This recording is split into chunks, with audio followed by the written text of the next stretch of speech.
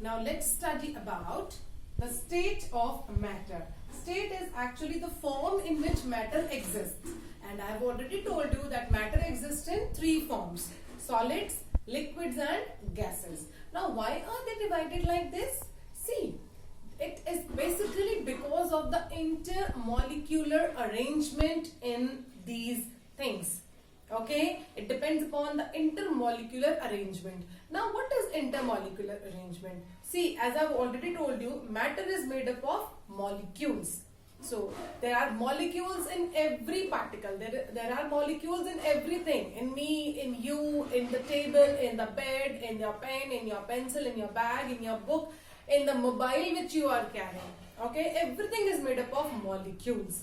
Okay, now it depends upon the intermolecular force and the arrangement of those molecules, how the thing is, whether it is solid, whether it is liquid or it is gas. Now how does it happen? See what happens, and it is different in all three states.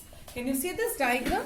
Yes. Now here you can see in solids, suppose these are the molecules in solid. So you can see that these molecules are so tightly packed.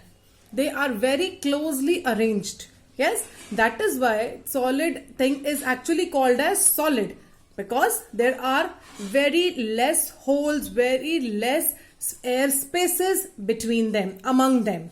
Okay, now in case of liquids, you can see the molecules are loosely packed.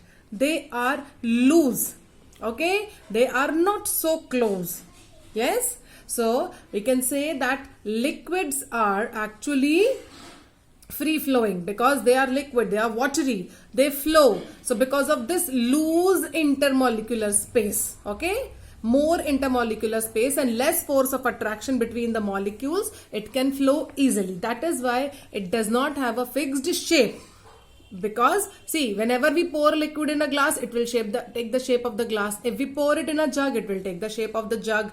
Okay, if we pour it in a vessel, it will take the shape of whatever vessel container we pour it into. Okay, now gas. And in case of gas, the intermolecular space is the least. The force of attraction in gas molecules is least. Here you can see in gas. See, the molecules are loosely they are packed. It is very difficult to keep the gas packed in one container just because of the intermolecular force is very least. Okay, and one very interesting and important thing is that a very good example of a matter which exists in all three forms. Can you guess? Yes, water. Water is actually a matter which exists in all three forms. How? See, we have ice.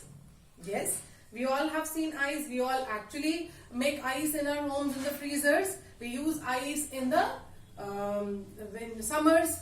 Yes, in summers we use lots of ice. So ice is the form of solid. Yes, ice is an example of solid. So that means water existing in solid form is ice. Then in liquid form, water. As we all know, as we all see, water, the water which we drink, the water which we use.